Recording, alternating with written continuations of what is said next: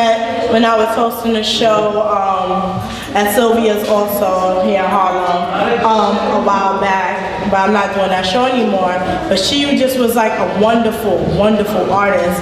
When she went up on the stage, she was like, girl, you want to put me on the list? My name is, and I was like, okay. She was like, you got me, right? I was walking by, calling people up. She was like, I'm on the list. I was like, you know, I was ready. I was here with her. So I called up on the stage and she did this poem about the church, right? It was a church poem. And I said, oh, wow. I was like, am I supposed to go back up on stage after her? Like, I was like, okay, go ahead, sister. So this sister I'm calling to the stage, she lives up to her name. Her name is True Freeman. Come on up.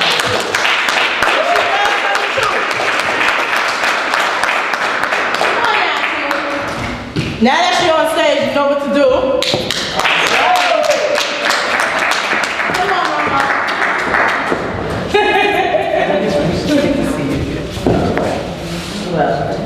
You want your interview first, or would you like? She gonna do a piece first. Okay. Piece first. By all means, please do. How's everybody this evening? I'm True Freeman.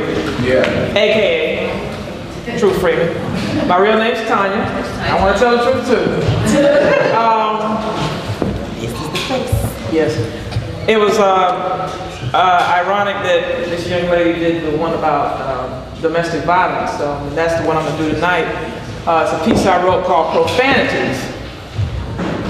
There is no cursing in it, but profanities are just how we've profaned our relationship in the body of Christ, and we've overlooked a lot of stuff that's been going on.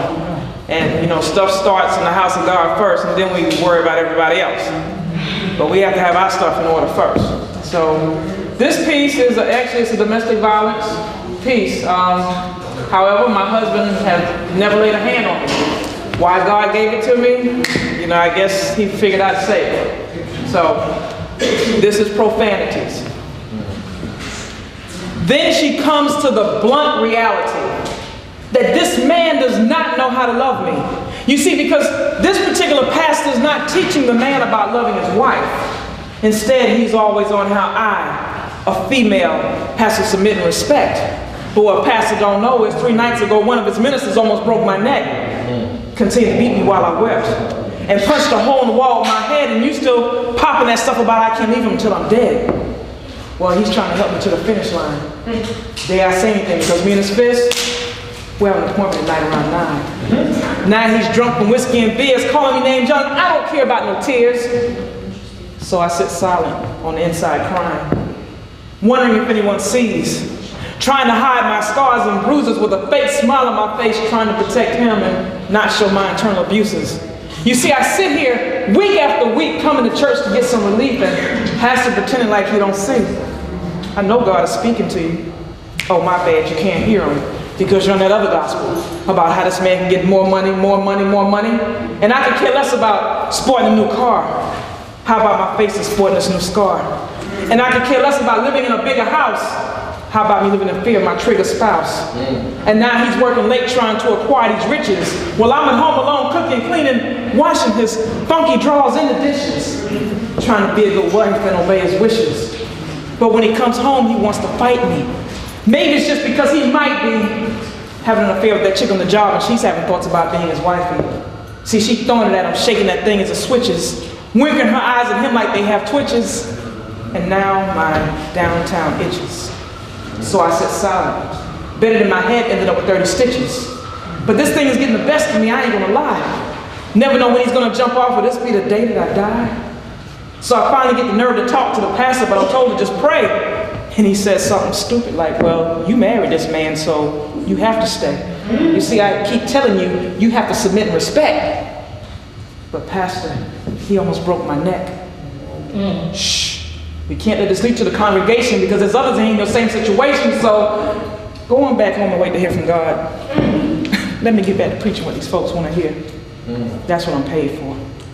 Will somebody wake me from this nightmare? The abuse my body and soul can no longer bear? I've spoken out and this man doesn't seem to care, telling me that's just life and life's not fair. Because for so long, abuse in the church has been swept under the rug and people are tripping and stumbling over the hump. See, the issue should be dealt with, but you don't. So I picked up the pen because you won't speak on it. The pain of these folks, because you're more concerned about collecting tithes and offerings and preaching Jesus came to remove burdens and destroy yokes. Got people focused on you like these cults. Something like Jim Jones. So I'm here to expose this mess, to put all the sugar coating to arrest, because where I'm coming from, you don't have to guess. I ain't here to impress you, to wake your consciousness from all this foolishness. Because for so long we've turned a blind eye and only preached partial truth, which still makes it a lie. And darkness can't stand the light because the light is too bright. Bring insight to those who might wake up from a slumber, realizing they were just another number on their church roster. Slipping through the cracks of man-made rules and organized religion, that's how they lost you. Not being treated as an individual. And those beatings you took has left a residual. Because abuse behind the four walls of the church has become commonplace now. But I wonder, how can a man come to church, minister, be on the praise team and sit in the pew, and the pastor knows and don't say nothing? But I forgot to tell you something, he's kicking first ladies behind too. So these words I say may cut kind of deep, but God is the one trying to set you free. So if you find yourself mad at me, or even a little hot under that collar, like the old saying goes, if you throw a rock into a Mr. Wild Dogs, only to hit one and holler. Y'all holler. Yeah.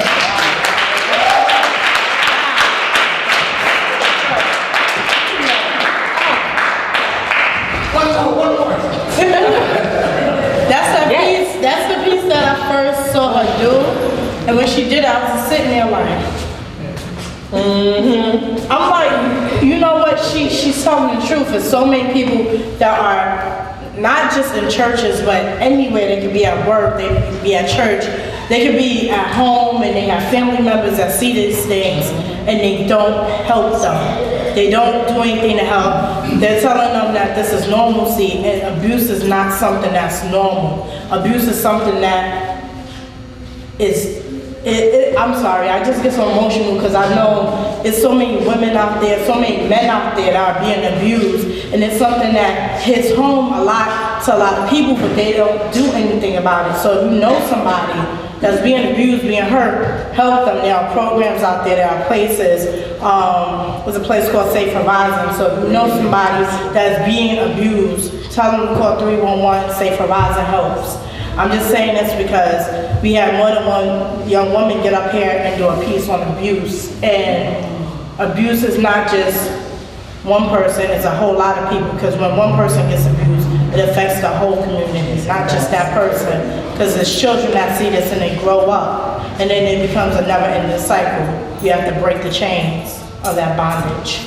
So, truth, I'm gonna let Ruby kick it off because I didn't take over her interview. Because I can, just for a second, I just wanted to say something. The other thing is if you know someone who's being abused and you don't know how to say something, just say something.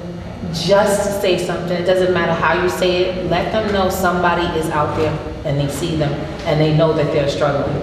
Because even if they come at you in a hard way, they know you care. They know that they're not there by themselves. If you got to make a phone call for somebody, do it. Because you could be saving their life even if they can't save their home. We live in a neighborhood where we hear things through the walls. We see things on a regular. We think and we say these young people are just being wild. They're being young. No. We got to be the ones to be the watchers for our young people because they are our future. Even if they don't know better. We're going to have to do it for them and help them like we are supposed to be committed. I just want to say thank you because this young lady, we've been tossing around the whole idea. Truth is, this poem is why she's here too. Tiffany and I saw her out, so On the friendly seat, it's on seating area. we saw her out. Now, I found out there's more to it, right? Yes. Yes. She's gonna tell y'all, there's way more to it. Really? That poem has a life behind it, and I want her to tell you about what she's doing with it. Okay, when I originally did that poem, I never forget, it was actually, I wrote it back in February of 2008, and I performed it like a month later after I wrote it. It was something that just really stood out to me, and a young lady asked me to perform it, and I did, and it was amazing to me after I performed it at this particular place. It was in Greenville, South Carolina, the women that came up to me afterwards, crying, telling me I've been through that, I know somebody that's going through that, and you know, a guy on the praise band was beating his wife and the pastor wouldn't do nothing about it, and I'm like, I'm like, wow, but I wanted to do like a little monologue with that piece, but as I started writing, I ended up writing a full-blown play. But the play, I'm not just, my play has 4 couples in it, but I'm crossing the gender where I actually have a female abusing a man, and I also cross the racial barriers too. I have a Hispanic couple, I have a Caucasian couple, and I have 2 African American couples, but one of the African American couples is an abusive couple. The husband, which is the pastor, he's abusive. The Caucasian couple, the husband is abusive verbally and emotionally. Then I have the Hispanic couple where she's abusing. Tell your whole play. Well, it ain't the whole play, but I'm just telling you. But I'm just saying. Don't give all the nitty gritty. They don't. Save the rest for the other couples. Yeah. Don't let them know the rest. Don't let them know the rest. No, that's all. That's it. That's all we Yeah, there's another couple. But I didn't want everybody to think it was just the men doing it, and it's just a black thing, or white thing. So I wanted to kind of cross over, to give it from different views. To show that this is universal. Yeah. This is not something that you can hide in the closet and it just doesn't show. Bruises show clearly through any makeup. They show clearly through conversation, through body language, if you're looking, if you pay attention. People in your life who you've encountered, those women, they were touched enough to say, that takes a lot for someone to say, I was a victim and I am coming forward. It's not something that you can just go, hey, yeah, I happened to me too. No. It's not, first of all, it's a hard thing to accept that's happening to you when it's taking place. And then the other thing is getting to the point of recognizing that it is and being strong enough to say it so that you can start to move forward. That's amazing. Yeah, but I think it needs to be brought out because I think a lot of them do sit in silence, like that part I said, because she's sitting there quiet, hoping somebody might see, because I think a lot of them do sit in silence and they don't say anything because we're in the church. This is not supposed to be happening, but it's happened pretty. As I found out, it's happening quite a bit, and we try to hide the stuff and sweep it under the rug, so to speak. So. We really have to, this is an issue, it's not just, a non-Christian issue, it's sad when in Christendom that it's a real bad issue.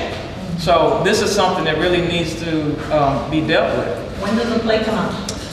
Well, we're working on it. We were trying to do that. I've been hounding her. That's why I even know all of this. I've been hounding this woman because I would like for her to bring it to Harlem and have it here as part of our festival. We are still in the phase of picking our last show. So her show is one of the last 2 choices we would have. And if we can continue the festival, it'll be even better. So as we see this go along, if the church wants to pick it up again, I would love to have it here as a large festival.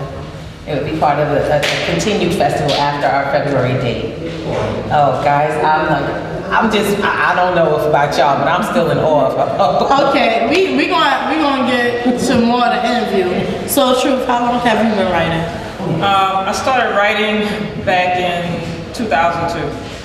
What inspired you to start writing? I have no idea. It just came. I was just divine intervention. Yeah, I was sitting on the phone talking to a friend of mine, just doodling on a piece of paper and talking like, yeah, girl, yeah. What is it? So it just started writing, and one thing just came after the other, and I had just really went through a bad period